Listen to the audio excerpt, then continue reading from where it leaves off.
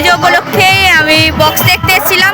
তো এখানে বক্সের মধ্যে আছে হচ্ছে কি বলবো, মন্ডল মাইক সার্ভিস, আর একটা বক্স ছিল তো মানে আর কি JBL ছিল। তো যাই হোক, চলো তোমাদের দেখাচ্ছি কেমন বাজে মন্ডল মাইক সার্ভিস, আর তোমাদের মন্দিরটাও দেখা, আগে মন্দিরটা দেখাবো তারপরে কেমন বক্স বাজে দেখাবো। চলো,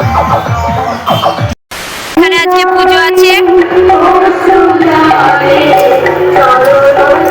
দেখতে পাচ্ছ এখানে জল যাচ্ছে, সব জল নিয়ে চলে এসেছে।